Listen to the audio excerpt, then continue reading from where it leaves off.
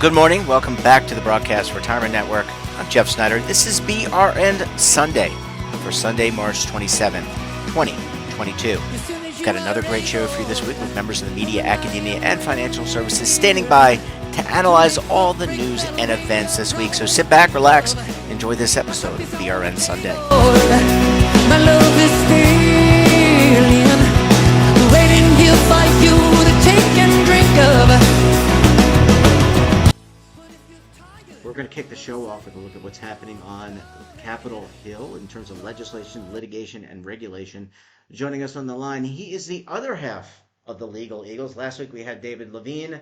David's off this week. This week we've got Kevin Walsh. He's a principal with Groom Law Group, an employee benefits law firm based in Washington, D.C. Kevin, thanks so much for joining us on the program this morning. Thanks for having me on, Jeff. It's always good to appear on the program, and it's always good to speak to your listeners. It's great to get your insight. All right, Kevin, there's a lot going on with retirement legislation, but this week we're going to focus on the Department of Labor's agenda for 2022. We've talked a little bit about some of this with recent releases. I think we talked about cryptocurrency and 2 weeks ago. We've talked about ESG, but what is top of mind for the DOL this year? Yeah, Jeff, I think that's a great thing to talk about this week. And I mean, you highlighted that, retirement policy is really heating up with it looking like legislation could start moving. We know there's a hearing that's going to be had on March 29th, which could lead to seeing some movement on the RISE Act and the Secure Act, which are two pieces of retirement legislation we've talked about in the past. But this week, I think the key thing is that, DOL doesn't always have its officials go out and speak at conferences. They don't always have their officials make public statements. And in the last, week and a half, we've had Acting Assistant Secretary Ali Kawar speak at a number of conferences and really talk about what EBS's upcoming agenda is and why, the administration thinks it makes sense. Go ahead, Kevin. Sorry. You hit some of the issues he highlighted. He highlighted they had just put out crypto guidance. One thing that he talked about when he talked about the crypto guidance was that, this might not be permanent, that one of their big concerns is the lack of regulation around crypto. Mm-hmm. But that, crypto, should it be more regulated in the future? Should there be, in their view, a more regulated structure for it? They could revisit it. So I thought that was surprising because the guidance, it seems so hostile. That verbally hearing him describe that the agency has an open mind was surprising. Real quick, when these officials are at these conferences that you attend, do they take questions, or is it more like a canned stump speech? Or I'm just curious. I mean, I've seen some of these folks speak, but I'm just wondering if they actually take questions, and do you have to submit the questions in advance? How does that work? Sorry to ask you a logistics. No, that's a great question, and it really depends on who the speaker is. And at the moment, we've got one of the best public speakers and most comfortable on his toes heads of the Employee Benefit Security Administration, I think, in my lifetime.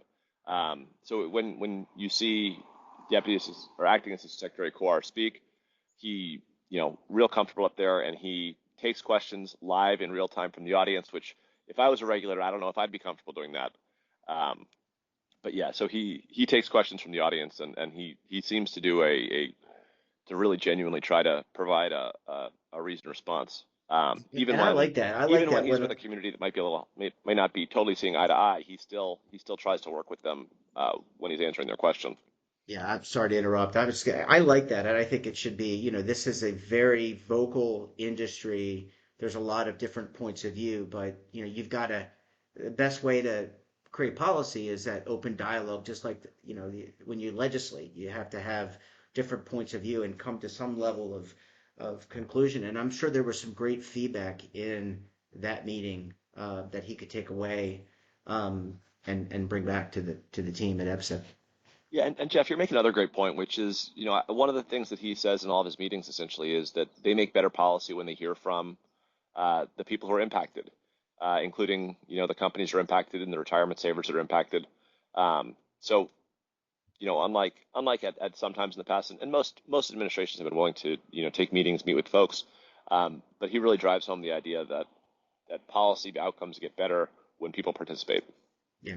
Okay, I completely took you off topic. Well, in topic, Oh but it no, was this more is this is logistic. this is relevant because I mean honestly, I think the thing is that they've got an agenda, but if folks in the regular community, if individuals, if others have spot real flaws in the retirement system, it sounds like Ebbs's door is open. Mhm. But yeah, Jeff, I think he hit on a couple of other topics that they want to hit on this year. I mean, ESG is one. They have a proposed rule out, so they're working on a final rule. They also have an RFI on environmental factors in particular. So he talked a little bit about how the administration's looking to go through more rulemaking on ESG in the hope that we can avoid some of the whipsaw where each administration changes the rule depending on their political party. Now, what's tough with that one is that, honestly, the Trump administration did a rule on this. So now the Biden administration is doing the rule and hoping to end the whipsaw. I don't know how realistic it is that the next administration, by undoing the prior rule, is going to stop that process. um, but we'll see. And then the other kind of key areas where they were talking were about, revisiting their, fiduciary project and looking at some of the exemptions. At the end of the Trump administration, um, DOL ended up with the five-part test, which was enacted in 1975 as its rule for determining fiduciary status. Now that rule has been, you know, kind of since the foundation of ERISA, it's been the standard, it's been the rule, and it's provided a lot of stability. In the 2010s, the Labor Department tried to, rewrite it in some ways that courts didn't like. Um, at the end of the Trump administration, they kind of threw their hands up and said, we're fine with the five-part test. They also then issued kind of a new exemption. It sounds as though the current administration once again is thinking about, you know, trying to revisit either the five-part test or, taking some of the exemptions that were enacted in, the 70s, 80s, and 90s for that matter, and potentially making them look more like, or adding, more bells and whistles to them and to build out a stricter compliance structure like we have seen in exemptions since 2016. Kevin, and those are all great topics. I mean, there's so much going on in this space. I know we're not going to talk this week, but there's legislation being proposed, and we have talked about with you and David about kind of winding through. It sounds like there may be some votes on the docket coming up.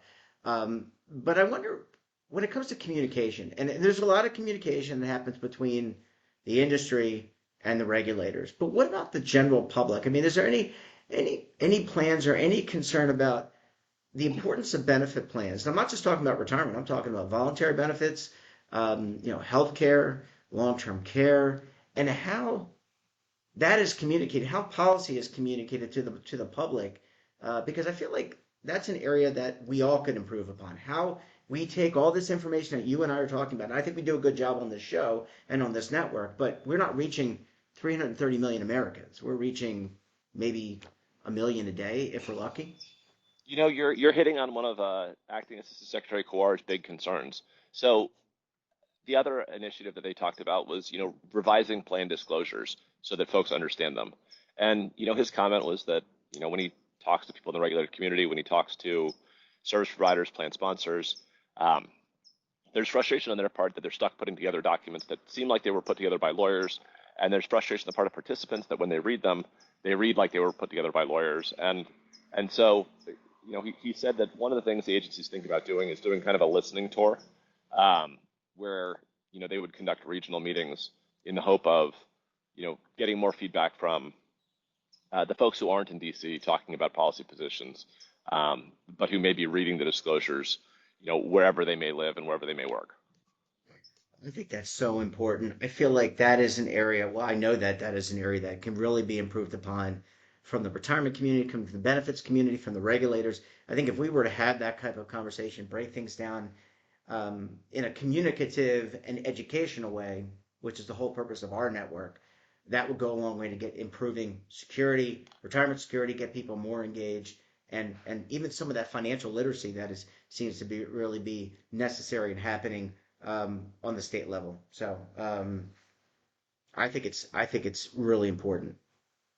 Yeah, so I think we're gonna have to watch the couple months ahead, and as disclosure gets done, I think the key is figuring out a path forward where we're not increasing the liability, we're not creating risks for companies and entities through more streamlined disclosures, but hopefully we can do them in a way that's more readable. I mean, I work with clients and I help put together disclosures, and sometimes I don't even like the language that comes out of it because it's more complicated than it needs to be, but it's that complicated because the legal risks that we've identified somehow just need to be addressed. Yeah. Well, Kevin, this is obviously a good sign. I love when there are regulators and our legislators, but more regulators, because they're kind of insulated in some ways. They come out and actually talk and listen and have a conversation.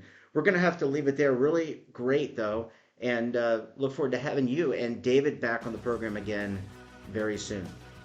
Thanks, Jeff. Thanks, listeners. And, hopefully next week we'll have the two eagles flying together. I'm looking forward to it. Thanks, Kev. Bye bye.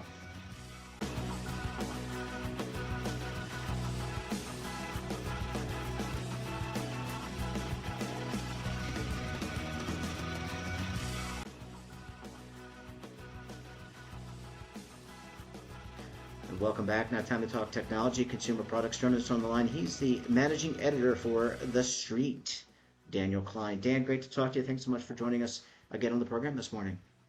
Good morning, Jeff. Haven't made coffee yet. I am energized and ready to go anyway. That's good. Well, who needs caffeine? It's just another stimulant. I mean, you don't really need that, Dan. You got enough energy regardless. All right, Dan, let's talk about. There's a lot going on in the world. Around technology, directly related and indirectly related to the war in Ukraine. But a recent hack exposed a huge hole in tech security. And I wanted to reach out to you because the Okta hack is what we're talking about. OKTA. What is this hack, and why does this matter to us, you, I, and people out there? So think of it this way, and I think it's Okta. Okta. Oh, I'm sorry. My bad. Well, that shows you how smart I am. Okta are the people that keep your account safe. They're the double login that you forget to log in before you get on the plane and realize you can't log in because you need your phone. They are the people that keep you safe. So when, like, I don't know, Burger King gets hacked or Target or whatever it is, all that does is expose your credit card. You get a new credit card. It's a little annoying. It's a hassle. But in this case, it will be sort of like if you found out that you pay for home security and 2.5% of all the customers of your home security company, your information is now in the hands of the bad guys that have your unlock codes and can get into your house and turn off your alarms. Like, that's essentially what happened here. These are the people who you are not supposed to be able to hack. Them getting hacked is a giant, giant problem. And it just exposes that even at the highest ends of technology, with all the resources devoted to this, that we haven't really figured it out. Dan, is it anything built by man can be overcome, right? I mean, there's always going to be little gaps and things. So I guess I want to talk about two reactions. One is the business community's reaction, or not just business, government, not-for-profit. Let's just say their reaction to this. Let's start there because that's a big deal if they're using this service to protect their own data. Yeah, I mean, my guess is that from a business point of view, this causes you to raise an eyebrow, but doesn't necessarily cause you to do anything else. Because where else are you going? This is the leading company that does this. I know that my company is slowly integrating Okta. And there are other secure methods you can use. We used, I don't know what they're called, but secure keys. They were basically little devices you had to use to unlock your devices. And if you lost them, it was a big, big problem. There are other ways to do it, but this is just going to put security into focus. And the reality is, just because you have a home alarm doesn't mean that a robber isn't in your house. So you should look under the bed before you go to bed. And I know that sounds like a sort of loose analogy, but here's the reality. All technology can be beaten. So as a security person, as a person looking at your own stuff, you don't have to just have this security. You also have to do things like monitor your bank account and your credit cards. I mean, I think I told you I had a credit card get stolen, And American Express called me up and said, "Did you make all these charges?" And of course we hadn't. And it was very obvious we hadn't. And they were very nice about it. There was one charge in there that was real, which they allowed to go through, and the rest they got rid of. It wasn't that big a deal. But you can't assume the companies are going to know that you didn't charge $50 in food at Jack in the Box in California when you had just made a charge in Florida. You have to check these things yourself, and that's true on a corporate level as well. So to that point, let's talk about protecting yourself as a consumer. If you can't rely, the technology is all technology is fallible. Humans are fallible because it's built by humans. Humans are fallible. We keep trying to build a better mousetrap, and we will continue to do that, but always not possible to prevent everything. Let's talk about being vigilant as a consumer, especially of financial data or data that can lead to financial exposure. Um, that seems to become even more widespread. First of all, we need to stop putting resources into building a better mousetrap. Our mousetraps are good enough. We have them all around my complex. Or just get a cat. It's not that difficult. But yeah, it is important to be personally vigilant. Many of these things. How often do you wake up, Jeff, to like 3 emails that are like, "There's a problem with your Amazon account," or "Hey, this is your bank, and we need you to send us $50 in iTunes gift cards." Like, there's just so many scams out there, and a lot of them are obvious, but some of them are not. My mother will often call me with, "Hey, I got this. What am I supposed to do?" And the answer is always the same. You go directly to the source. If your bank has a problem with you, call your bank. And if they don't know what you're talking about, then it was a fraudulent letter. The other thing you should always do with email, and I know this sounds very basic, is look at the sender. If your email's from Amazon, the email is going to come from Amazon.com. Don't just look at it on your screen. You have to click on it to see the actual address. And if the address is a bunch of gobbledygook and it's not Amazon.com, it didn't come from Amazon. You also need common sense. Companies don't want to put you in compromising positions, so they're never going to ask you for a credit card through an email. They're always going to drive you to their platform, but go to that platform directly. Don't click on a link in an email if there's any question that that's not what it is. And the same is true for phones. I get like 15 phone calls a day, that are about loans for my small business or replacing my roof. I don't own a roof, Jeff. I will soon, but I don't yet. There's just a lot of scams out there, and you have to be unbelievably careful because even smart people get taken in sometimes. Yeah, I totally agree. All right, Dan, let's switch gears a little more lighter topic.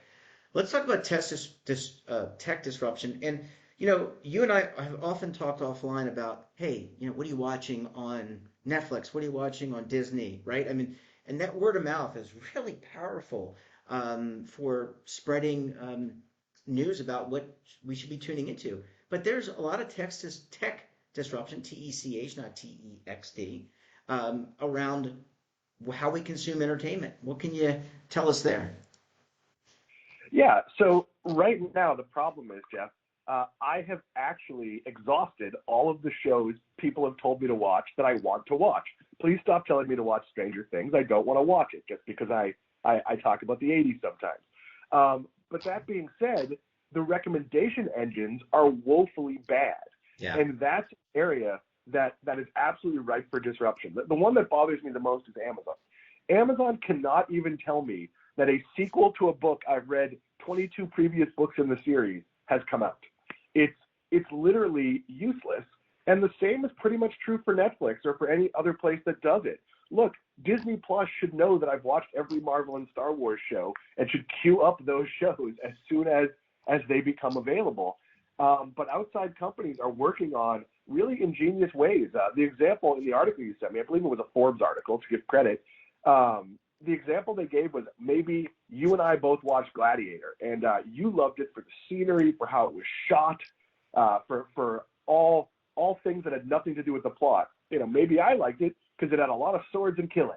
Well, that could inform what other things we're going to like and how to show us things. And I don't think this is going to be an easy problem to solve. I actually think this is one of the 2 biggest entertainment problems we have. The other one being finding ways to get to all of your apps and have it feel like flipping around on television rather than having to like clumsily load apps.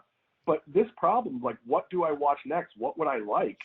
Is something that technology can at least help with. I don't think it's ever going to replace me knowing that you and I like the same things a lot of the time, and you saying, hey, I really like this. You would probably like this. I don't think that's going away, but I do think technology could be a big help here. Yeah, look, I think it's really hard, especially now that we're in this or we're in the pandemic and a lot of us consuming content. It is really hard to find things on these platforms. And I wind up asking my dad, my mom, my brother, you, other people that I know, hey, what are you watching? And I know people that keep long lists of what they've watched.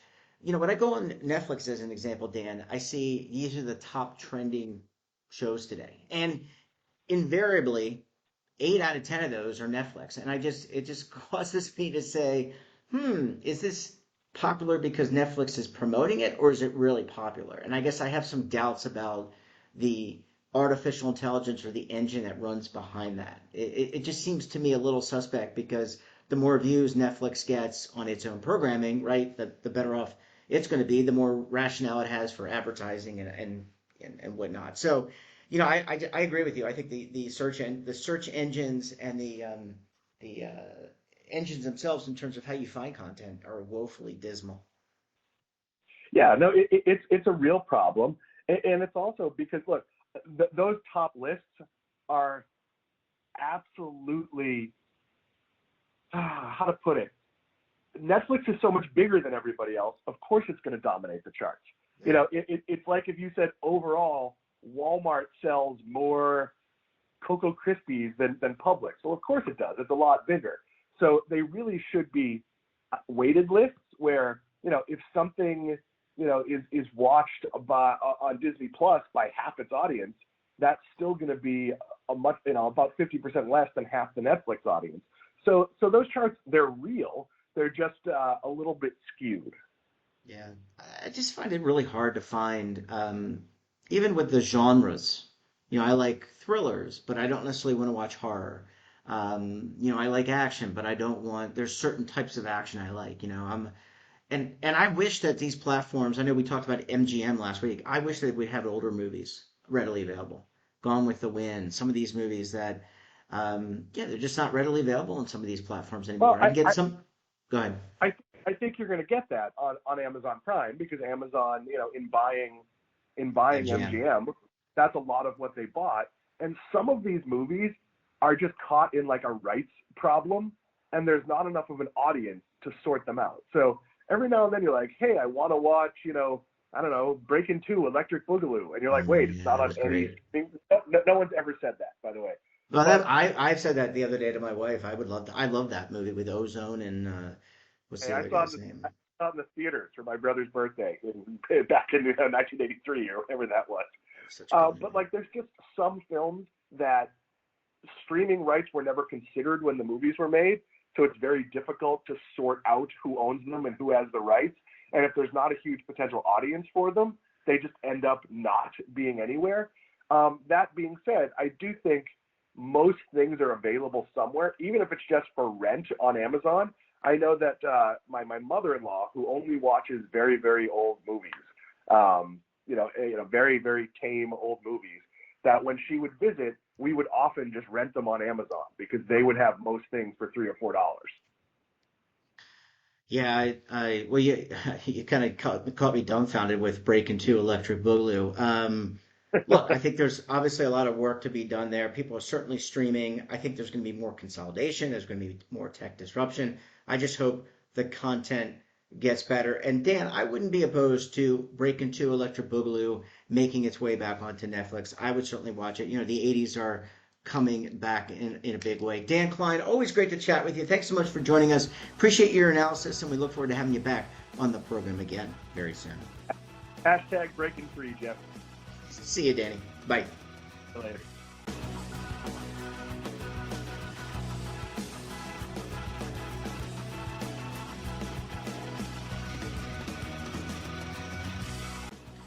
Welcome back. Now time to talk real estate. Joining us on the line, he is the intrepid, I underscore that word, intrepid real estate reporter for Market Watch. We're talking about Mr. Jacob Passy. Jacob, welcome back to the program. Great to talk to you. Thanks so much for joining us this morning. Yeah, I'm glad to be here. All right. There's a lot going on in the real estate world. This is a lot going on in the world in general. The Federal Reserve raised rates. We've seen, I think, since that time, mortgage rates go up. I know you wanted to weigh in on both mortgage rates, but also pending home sale decline as well.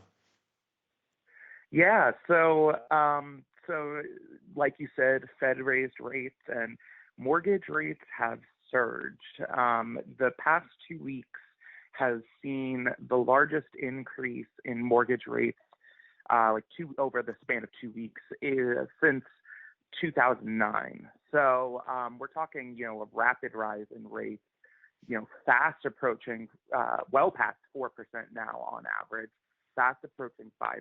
Anecdotally hearing evidence of lenders who are offering mortgages at or above 4.75% for like a 30-year fixed rate mortgage.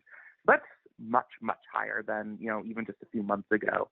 And this is all happening right as the spring home buying season, which is the most popular time of year to purchase a home, right as that's kicking in. So it's going to create a lot of challenges for folks who are trying to buy a home this spring because,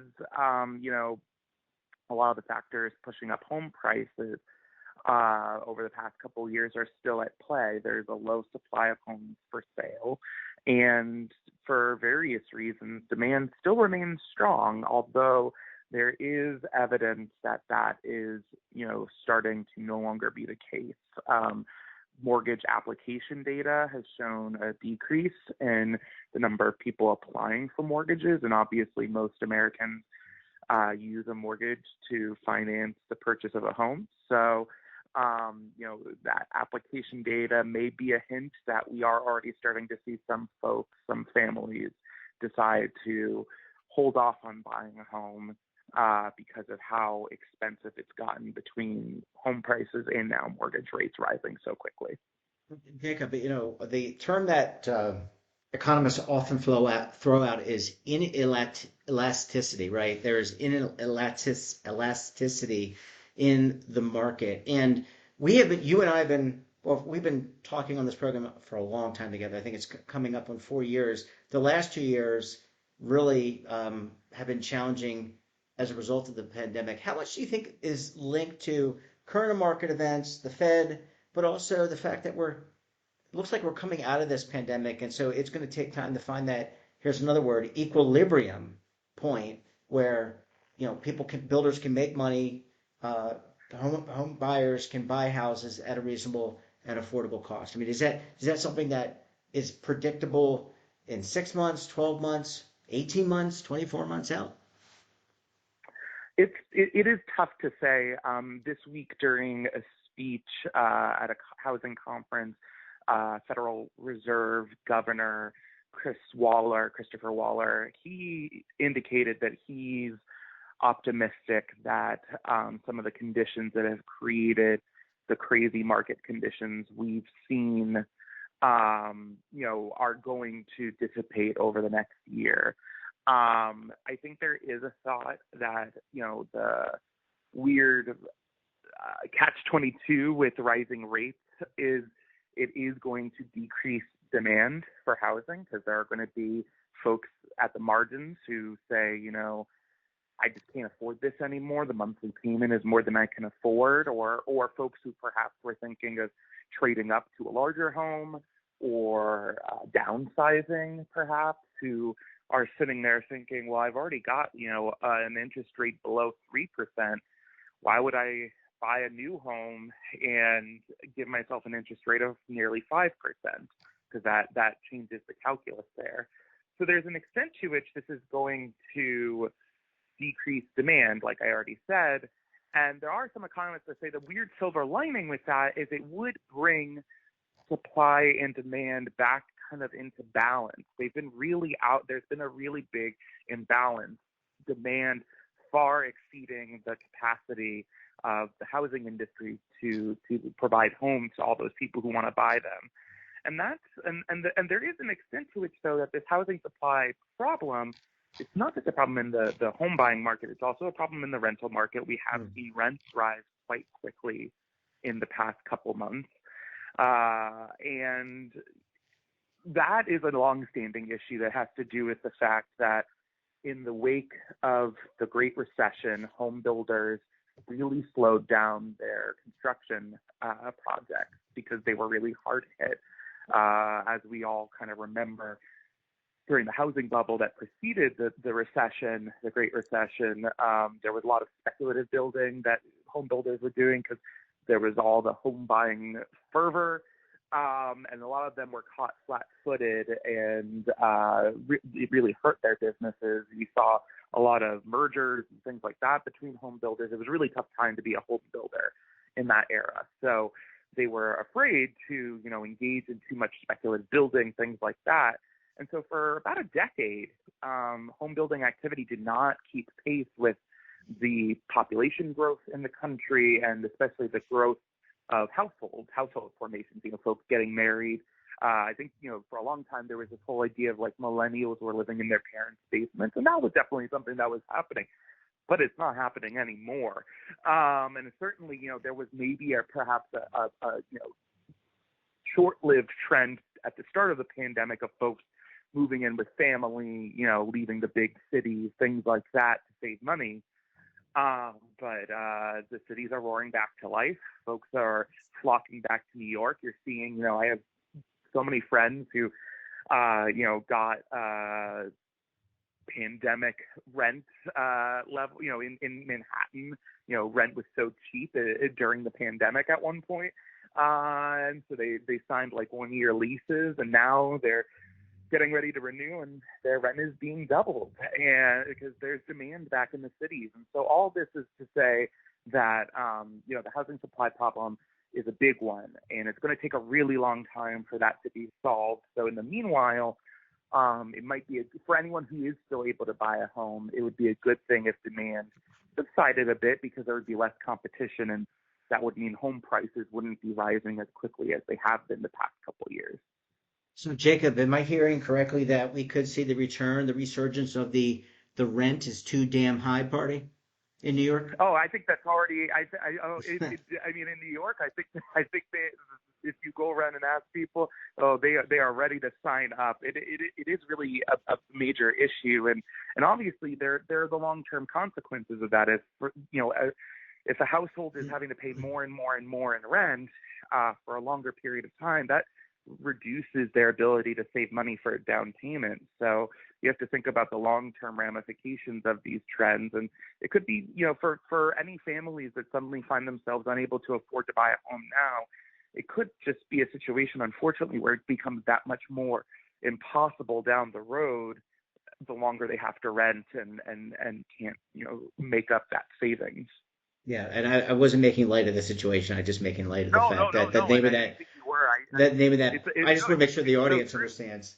I think that was big. I can't even remember when that gentleman ran for mayor. I guess it had to be after Mayor Bloomberg. I guess, right, when De Blasio won. It was around then, yeah, and and that was, and rent has gone up even more since then. I mean, it's a chat as a journalist. It's one of those sayings that I could start every story about the rental market with a line like that, and it would still be true, which is so crazy to think about, but just kind of shows how slow the housing market is to kind of course correct for some of these issues. I mean, obviously it takes time to build apartment buildings and new homes, and there's lots of issues that home builders face in terms of, the supply chain is still a huge issue. Labor, the labor market is so tight, so it's hard to find workers, everything. So, it's tough in many ways, and there's no one easy solution to fix this problem.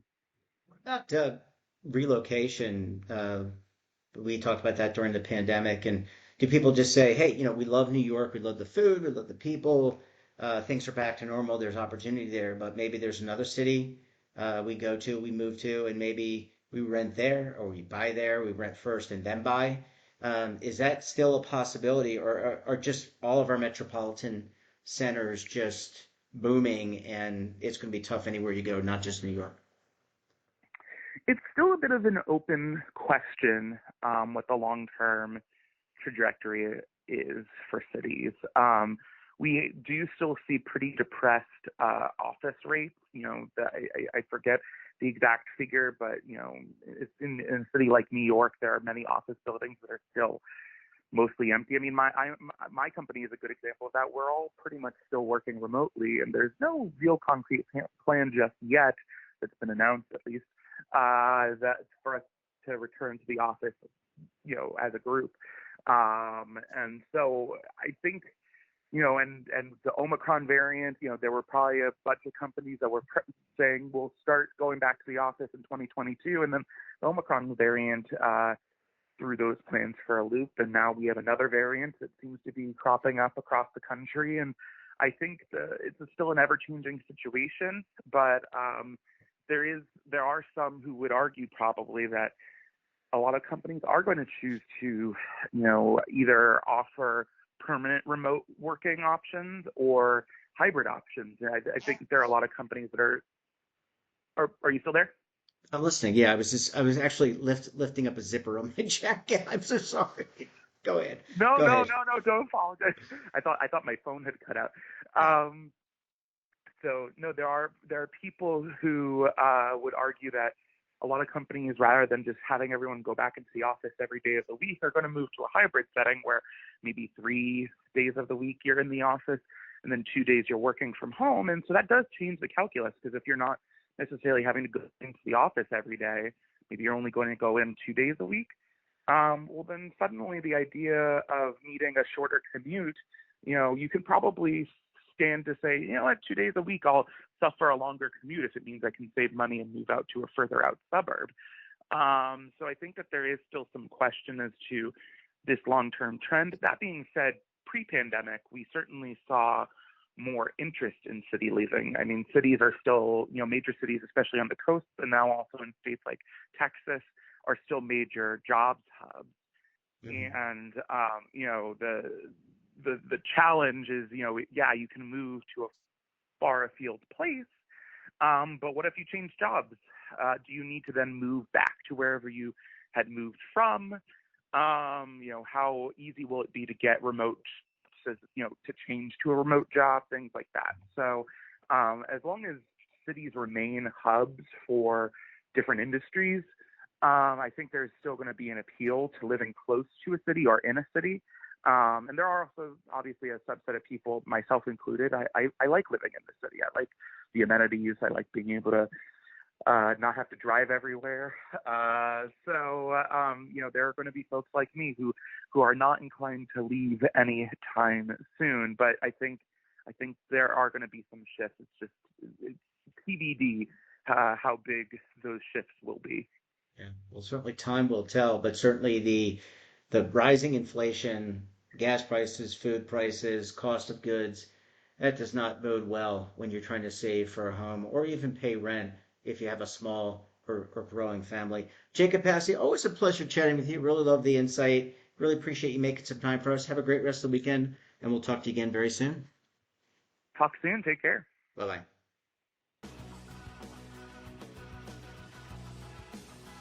Well, that wraps up this episode of BRN Sunday. Have a topic of interest, someone you think we should talk to, well, drop us a line. And don't forget, for all the latest curated news in lifestyle, wellness, finance, tech, so much more in all in one place, check out today's edition of our daily newsletter, The Morning Pulse.